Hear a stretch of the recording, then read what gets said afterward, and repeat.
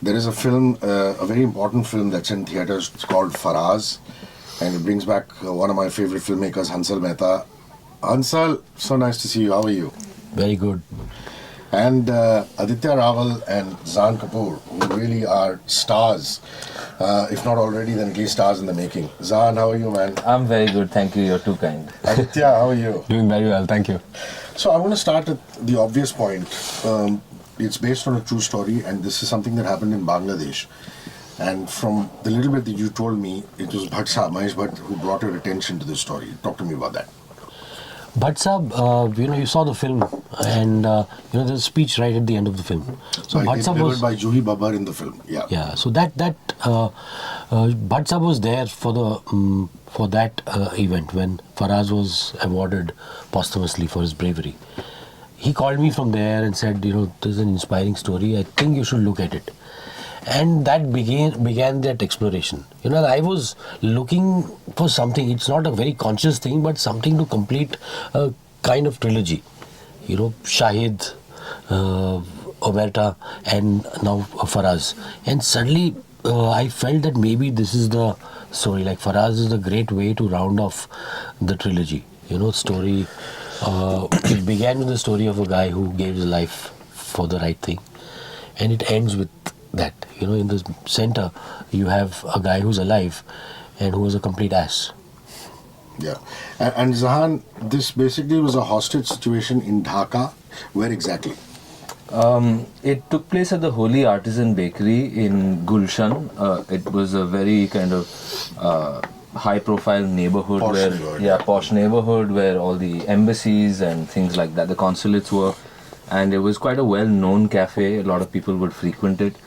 And one night, in the holy month of Ramzan, 5 young men entered and laid siege to that place, unbeknownst to anyone who was there, unbeknownst to any of the authorities. And we've tried to reinterpret and recreate that one night in this movie, and based on the accounts of survivors and journalists and a book also that was bought, the rights of which were bought.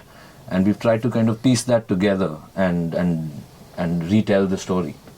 And Aditya, in essence, it also talks about radical Islam versus moderate Islam, which is your character, which is radical Islam, and Zahan's character, which is moderate Islam. Yeah. So a little bit of that, about that. So I think that, that was my first conversation with Hansal sir also. We were speaking about that. In fact, he was, very much, from the get-go, his intent was, it's kind of a collision of the spirits of Shahid and Omerta. As far as the radicalization goes, another thing that sir and I discussed a lot about, and the other boys that play, the 5.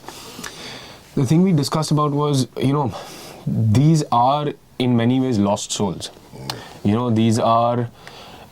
They're angry, they've committed a terrible act, but eventually these were human beings who got lost, right? They were lonely, vulnerable souls who got the wrong kind of support, the wrong kind of sangat, as you would say, at the wrong time in their lives. And the tragedy is that these lives could have ended up in such a different way, even if they got the right the right support, the right company, if you will. So I think it presents very much the radicalized people as human beings as well, which I think was very important to serve from the get-go, and that is what drew me to the character as well. And then once you have gone down that path of radicalization, when you're confronted by reason, by rationality, by the moderate spirit, it really puts into light for the characters and hopefully for the audience as well the real tragedy of the direction your life could have gone in. True. So that I think was deeply compelling to me and to sir as well, because that shaped our discussions about the character and the story from the get-go.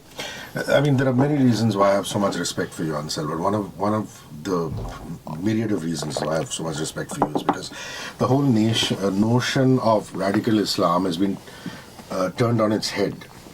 By that I mean, radical Islam as portrayed in cinematic terms has been turned on its head by you, because these are not kulla wearing, sherwani wearing militants with guns in their hands, but modern kids, like what Aditya's character and a few other characters portray. So talk about that. Yeah, I wanted to see them as human beings. Also, this is perhaps after I made that sex comedy in 2002. This is my first film about the youth. Young. So I was trying to explore the youth of today. Because we stereotype them, or we see them usually in rom-coms or sitcoms or comedies. We see them in that whole colorful, saturated space, and with very little else. So if especially filmmakers my generation, when they look at young kids and make films about them, they believe that they are on Facebook all the time.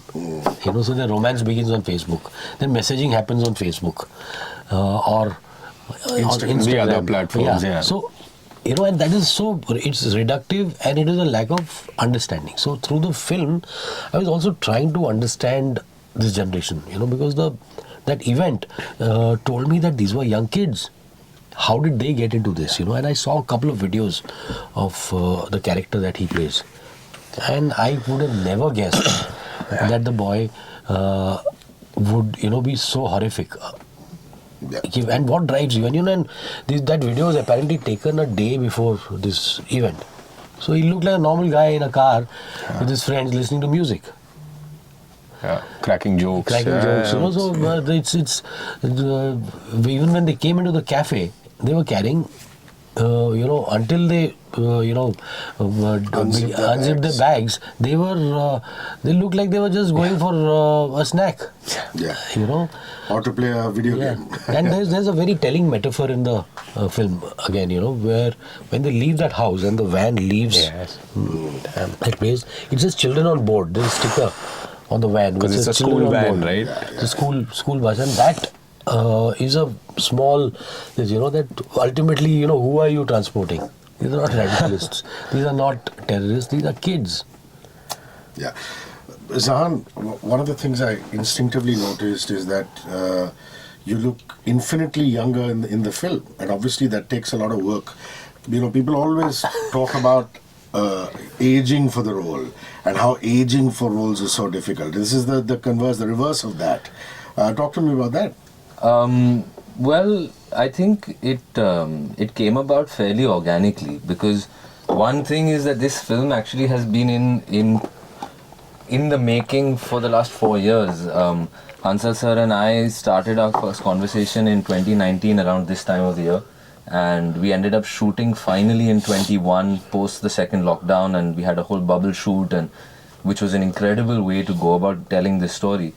But coming to me specifically, it was just about, like Hansal sir said from the beginning, is we were trying to find these characters and find their sense of innocence and find the worlds that they inhabited organically, and then find ourselves there. And the little things physically from the outside, yes, I did a few things, tried to put on some weight and kind of was very clean and prim and proper and kind of, groomed. But more it was about, like Hansal sir had always said, is that you have to surrender to this moment and find yourself dealing with the circumstances that you are in and trust that what you have is enough. And that was a great kind of piece of advice and guidance from a filmmaker who's so experienced to young actors who are doing this for the first time. So a lot of credit needs to go to the guy who used to shave him. Give him a clean shave. Like, he was so clean shaven that it was difficult to imagine that he had a stubble like this. He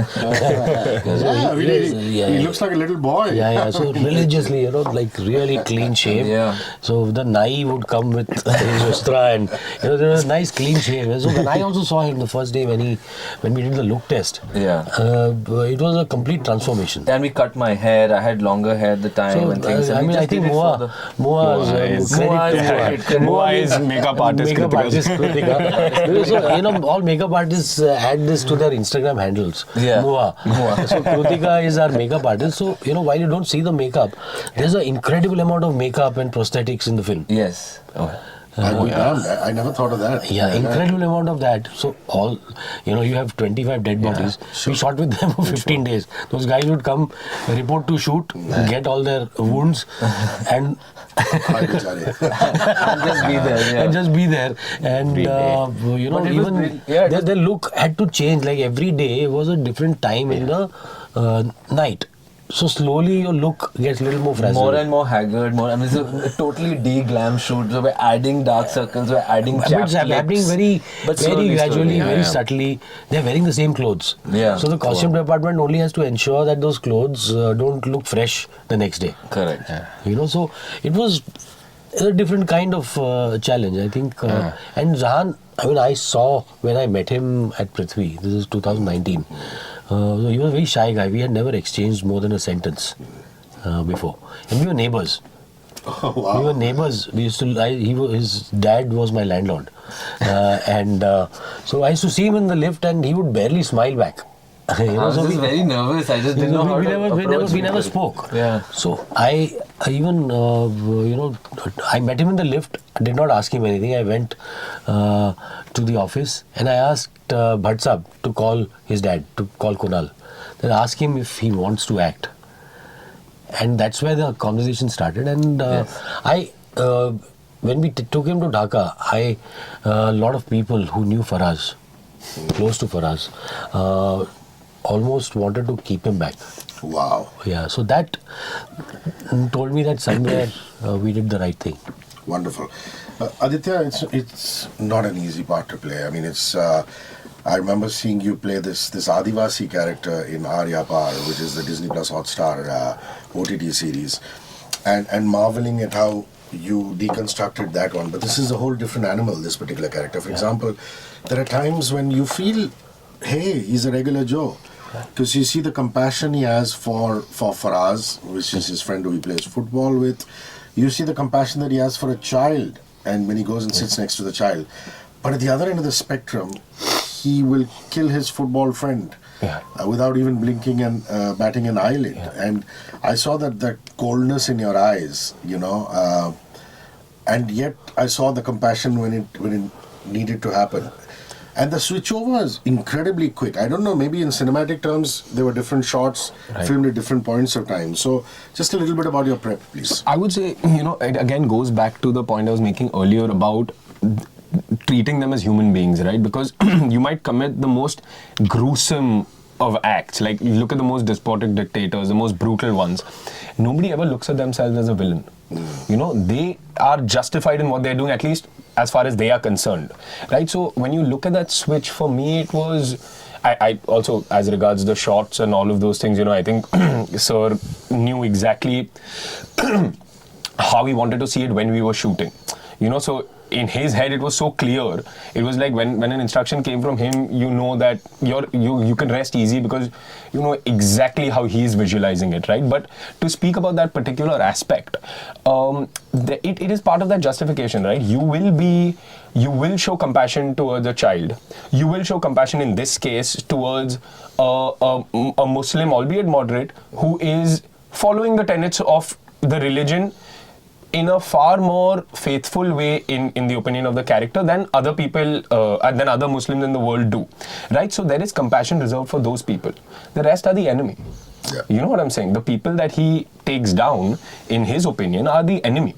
And that's, if you think about, even our regular lives, when we are dealing with people that, to put it crudely, people that we approve of, we deal with them with sort of with a softer touch.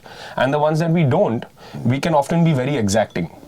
And I think the same applies here, but of course it's maximized and it's enlarged and turned up in a very, very big way. So yeah. Hansal, again, for the moderates and the secularists, your cinema speaks in a variety of tones. And for me, Hansal Mehta's film set in a backdrop of Bangladesh is very unique because the film is layered over with wonderful examples of secularity, of modernism, of being moderate. And I'd leave you to talk about that. I mean, Bangladesh society we know is matriarchal in a lot of ways. The women in power and the kind of prestige they enjoy in society, influenced by the poetry of Nazrul Islam as well as Gurudev Rabindranath Tagore. But the names in particular, I'd like you to talk about that. Yeah, you see, when we went to Dhaka, one of the things that struck me was they were preparing for Navratri. You know, so we went to one side, we saw the Parliament House, where you almost felt like you were in a city that was part of Pakistan. And then somebody said, well, it was built when East it, Pakistan invasion happened. yeah, when when it was East Pakistan.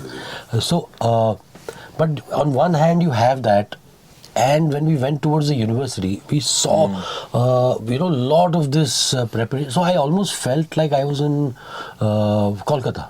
It didn't feel any different.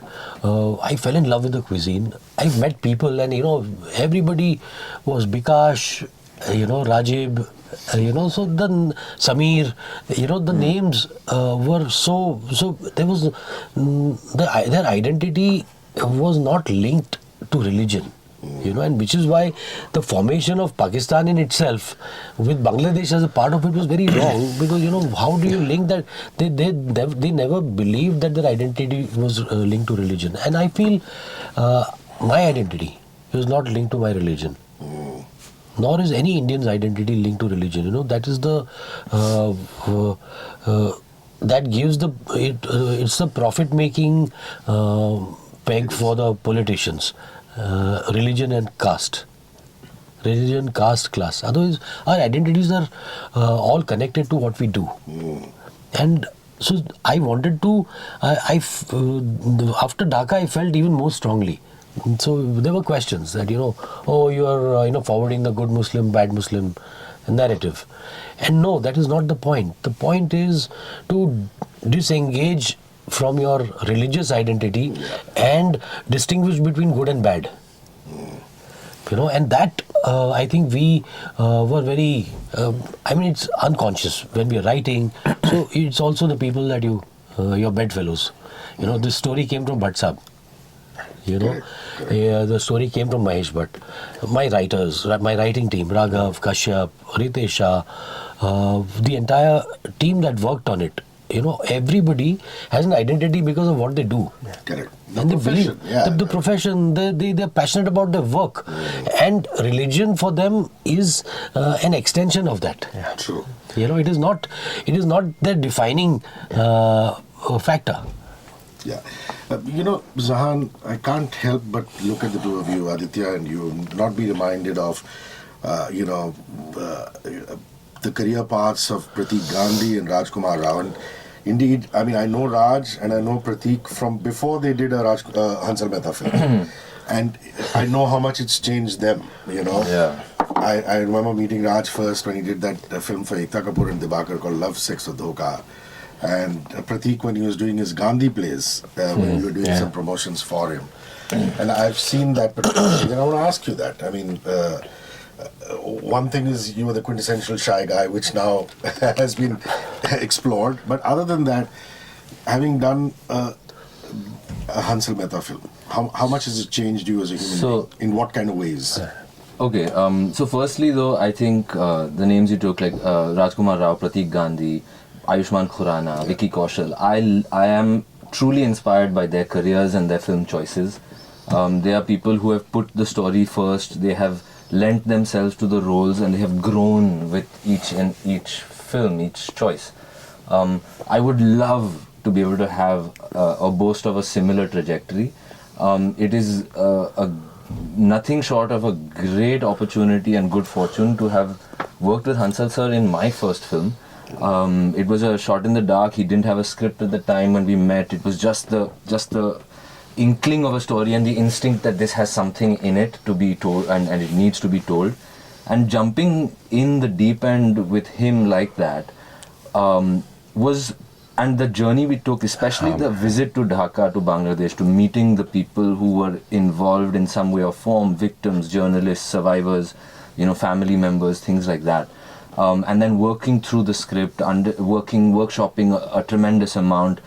We were thrown in as an ensemble to do some incredible training with Hansal sir's old associate Ikhlaq Khan, who taught us about the basic tenets, taught us how to recite the prayers, to understand the Quran Sharif, to understand the meanings of those things. So the learning curve on something like this is so big and is so special. And then to work alongside people who on every level really want to be there, who really want to give it their all. And I really think that you can see that in the film, and there's so much new talent, there's so much, I mean, even behind the camera, there's people who are doing it for the first time. There's, I mean, the editor, the music composer, the producers themselves are young and fresh. I believe it was the DOP Pratham Mehta's second feature after Scam. His first feature film. After Scam was and his show, his first show. So all of us, I mean, we kind of all came under his vision and his guidance, and Anubhav sir also being there to kind of be that invisible support behind everyone and say, just go and do what you need to do, was a very, very, very special experience. And I don't think I could have manufactured it. I don't think I could have tried to strategize and say, aise hi karna hai. I feel like it just happened, and it has changed us in terms of how we understand how to approach a role, how to understand the commitment it takes to really inhabit something, and to be in a space where you just have to trust and surrender. I think that's one of the biggest lessons coming from this. Yeah, Aditya, I wanted to add to that, especially considering that there is a part of the Quran Sharif that you ask the hostages to say. What is it called? So it's it is basically when they sort of hold the cafe hostage. It's a surah. The surah, right? yeah. But it could be any particular surah. The idea is that you go into the cafe, you hold the people hostage, you kill the non-Muslims, as in the characters. You know, they shoot down the non-Muslims, the foreigners, so to speak, as well. And then for the remaining hostages to prove their Muslim identity, they have to say the surah to sort of then be my safe. logical question is, you could have easily, as an actor, for a growth of an actor, it's equally important to, you could have been saying the Hanuman Chalisa, Right. or you could have been saying the surah. Yeah. But it's not easy to do that, No. and working your way around that, and in that aspect, how much working with Hansal has changed. Oh, immensely. I mean, I just want to add to what Zahaan was saying as well. This journey that we've lived, it cannot be manufactured, because even the obstacles sort of kept us together for so long. It feels like we've been Pandemics, on a lockdown. Yeah, exactly. Litigation. I mean, as we speak, the court has just pronounced that the film can release. They allowed. So there was a hearing on an injunction a few hours ago. Wow. So we've been dealing with the litigation for over a year, and the litigation that has mostly been based on very unfair ground. But we have kept quiet because it was from the parents of victims, and we wanted to remain sensitive. That if they had approached the court, we wanted to resolve the matter in court and not, talk about it in public. And so we've not done anything, but it was very painful to have a film that we completed a year ago, and to hold on to the film. The film was injuncted, so we could not take it to festivals. We got one temporary injunction just a day before the London Film Festival. A day before. We almost thought the film... Yeah, we got relief. Yeah, it was 14th of October. 15th was the screening. So I think you guys flew in the morning of. And, we were all on tenterhooks because we would have to tell BFI that I'm sorry, the film cannot be screened. That's embarrassing. Very embarrassing. Incredibly. And but luck would have it went through. We've faced every obstacle, and somehow we've managed to just keep moving. Yeah, we've just reached here, and I think the biggest thing it's taught, over and over again, films which mean a lot to you teach you about perseverance. Yeah, totally. The film is in theatres. Please give it a lot of love. I know there are big, large entertainment capers, but along with it, we all have the attention span to take in a gem of a film. And the runtime is just beautiful. It's 1 hour 47 minutes. 1 hour 47 minutes. It is playing in some selected screens across the country. Yeah, just check local listings. Local listings. It has some very premium show timings. So you will be in the theatre with people who like the cinema served the way Faraaz serves it. So it's designed for people who like their cinema to provoke thought. And it's a truly immersive experience. It Yeah. really is cinematic in that way. And it would be incredible for as many people to go and kind of share that experience and kind of participate in it. It would. I mean, we encourage everyone to do it. Yeah, Please. great cinema is cinema that stays with you and for long after you've watched it. I mean, you're still with me. I mean, I came out, for a while I was really stunned. All my senses had to slowly come back to normal. My hearing, my smell, my sight, my sound. And that's how powerful it is. A question that you addressed for me personally after the film was out, I had this wonderful discussion with you, but I wanted to address it to whoever's watching, listening, is the lingua franca of the film. I mean, don't get me wrong, it is just how my conditioning is. How all of our conditioning is, I can't be blamed, gotta be easy on myself, is that when you think of a film which is set in Bangladesh, you say, okay, fine, Bangla, smattering of Hindi, but the film is completely in Hindi. And I'd like you to explain that. And I believe stories do not have borders, stories do not have languages. Name your favorite German Holocaust movie. Yeah. The most memorable films on the Holocaust are in English. One of the most memorable shows has been Chernobyl, which is in English. So I think storytellers are not bound by language. They never have been, which is how some incredible international work gets recognized at the Cannes Film Festival. And so storytelling has always been without borders. So you have to choose the right way to tell the story. Shahid Azmi was a Bombay boy, hardcore Bombay boy. I chose a boy from Gurgaon to play Rajkumar. So as long as the soul, the spirit of the character and the spirit of the story is communicated, I think faking the accent is not the best way to go about it. There's certain stories where you say, okay, I want that. Like I did Scam. I chose Gujarati actors because there was a cultural specificity and it was a long show. So we used Gujarati actors for Gujarati parts. Aditya, the band of boys who take over the restaurant, which is the extremists in this case. Again, very interesting ensemble of actors. You want to name them? One of them was at the screening. Of course. Name them. And one of them was at the screening. And he's the guy, he's the reluctant customer who suddenly says, Yes. I mean, he's over enthusiastic in the beginning, and then he's so photos. Yes, exactly. Mention so Sachin Lalwani plays Rohan, who's outwardly the most bombastic, the most brutal one.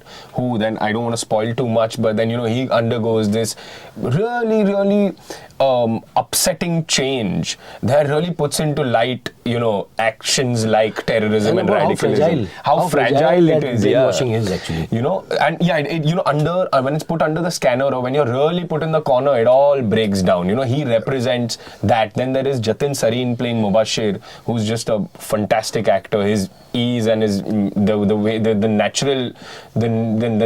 naturalistic flavor that he brings to his work is just fantastic. And then there's Harshal Pawar, who is playing Bikash, and Ninad Bhatt, who's playing Khairul. Both of them, I think it was their first film as well. They were just, it was just amazing having this. They were nervous boys. Yeah. Very nervous boys. And so we use that nervousness. So Ninad kept messaging me saying every night, every morning. During the shoot, huh? During the shoot. So every night after shoot, I would go back to sleep in the morning and I would get a Ninad message. That's the alarm. The Ninad message was, I hope I'm doing well. This means a lot to me. And I would never reply to him because I wanted to use his nervousness. So he's that nervous boy, the long-haired boy with those glasses who looks like this pleated trousers. Pleated trousers. So that boy, I used his nervousness. No, it was he's actually nervous about what is Hansal. But it was a lesson in how a really experienced, amazing filmmaker uses what the actors bring and then is ready on the day to shape his characters accordingly. You know, each one of those, like if you met Sachin Lalwani, you see his portrayal of Rohan, and you can see, like especially us who know him well from before, and you can see what Sir has sort of extracted from him that is within the man Sachin Lalwani himself.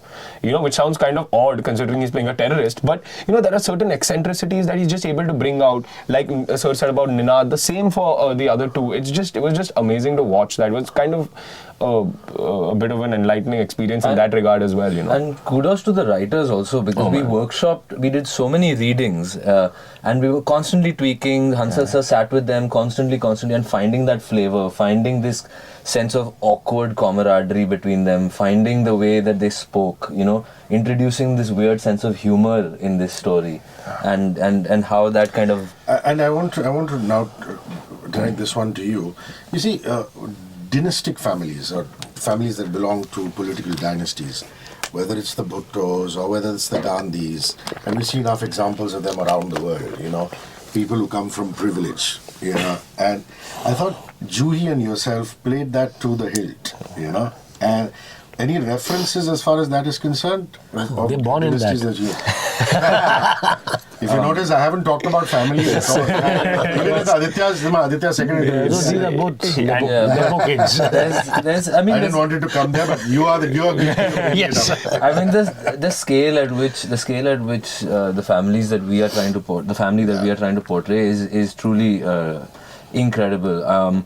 But at the same time, as big as these people are in terms of their commercial and materialistic wealth, they're still, again, human beings. They still have the same roles to play of mother and son and father and brother and sister, whatever it is. Well said, yeah. So there is the inner sense of humanity is all that I think as actors we are trying to find. Everything else is really taken care of. It is written in the script, it is put into the costume, it is put into the set design, and that's why it's truly a magical collaborative space to work in. Everyone knows what they're doing. Even if they're first timers, at least they have an idea of where we need to put our energy, and then they're guided by the captain of the ship. So things like this, I think, fall into place. And Juhi was incredible. I mean, you know, and she's incredible. Shabana ji, you know, when she met me after watching the film, Shabana asked me. So she said, you know, that whole there's a constant layer of this about privilege. Yes. You know, that Juhi keeps flaunting as a character in the film. And then she's helpless even. She's helpless, you know, with that privilege. The helplessness of, you know, you might be very privileged in such a situation. The helplessness, you know, you feel that you can do anything. You know, she starts throwing names, you know, I'll call the PM. And that guy is okay, if you speak to the PM, please connect me to him, yeah. Any conversation on Faraaz would be incomplete without talking about its music and the BGM. Again, I came out and told you that there's a haunting baul gaan or baul geet at the end. One normally hears it in Bangla. Again, you know, it's in Hindi, but it's just a lilting, haunting melody. So talk to me about the music, that particular song, and then also the BGM, please. So the music is by this young composer, Sameer Rahat, who happens to be, again, dynastic. Is the great Rahat Indori's son. And so he came to me with his guitar to my house, and he, you know, he was somebody recommended me. He just came with two guitars to me, and he just played some stuff, you know, and he read out this Musafir ko ghar hi jana hai as a poem. He read it out. He's a poet. He read it out to me. I said, make this into a song. So he was wondering what kind of melody.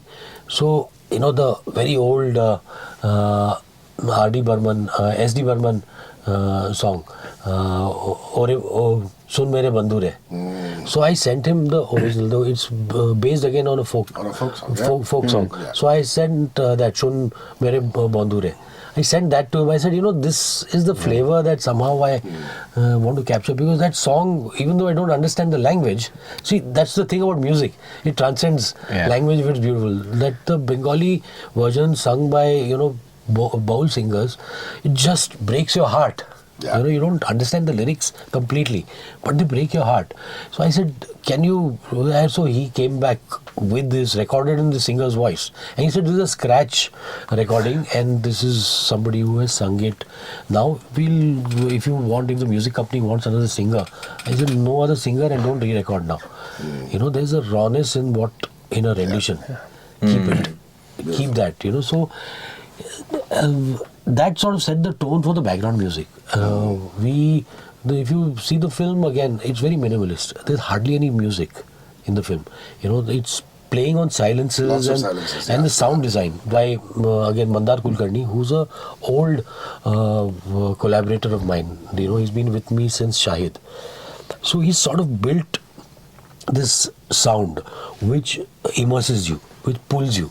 So we did not want background music to make you feel, to make you, otherwise the thing about most of Hindi film background music, even Hollywood, is that it forces you to feel. We did not want to do that. So we had background music only when it was sort of transiting. It was used as a transitionary phase, and it was thematic more than, emotive. So that was, and it was minimalist. I said, don't interfere with the ambience. So don't suddenly make it into this orchestral theme. There's one more song in the film which you have heard a little bit of. Hopefully, it will be released soon by T-Series. That is Khairiyat Se Hai Na. That is an incredibly written song, by this boy called Alok Srivastav. And it talks about Jannat, the concept of Jannat. Everybody says, I will do this and go to Jannat. So Faraz should be going to Jannat. The song talks about that. The mother asking the child, saying, are you okay there? I've heard it's very beautiful. Are you okay there? दूसरे जहां में खैरियत से है ना. तू उस जहां में एक नए जहां में खैरियत तो है ना. She just wants to know that you're okay there. It's a heartbreaking song. Yeah. I think a nice way to round this up would be what Faraz actually means, the word. Zahaan, you want to take that? So Faraz means standing tall. And this was a title that was given by Bhatt Sahab, I think, or is that correct? Yeah. No. Faraz was the character was there, character. And standing tall became the theme of the film. The theme of the film, spirit actually. of the film, absolutely. And that's what Hansal sir said a couple of days ago. In fact, is that it's not just about Faraz standing tall. It's about so many people in that story who had to stand tall and had to do the unthinkable or the unpredictable. Like the cops outside. Exactly. Yeah. They were there. They were waiting for instructions, but they spent the whole night. So many injured. So many lost their lives. Yeah. Yeah. So yeah. So and it ties the soul of the film together, like Hansal sir said. Look at their bands. It says "We are Faraz," and we got these from Dhaka. Yeah, this is from the foundation in his the memory. Faraz Foundation. This is wonderful that you were able to get all those old pictures of the end credits, which is beautiful. Yeah. Faraz in theatres. Check your local listings wherever you are. Please watch. Give it a lot of love. Directed by Hansal Mehta. It stars Zahaan Kapoor, Aditya Rawal, and actually a wonderful cast, Juhi Babbar, and a whole lot more. Thank you very much, gentlemen. 94.3 Radio 1.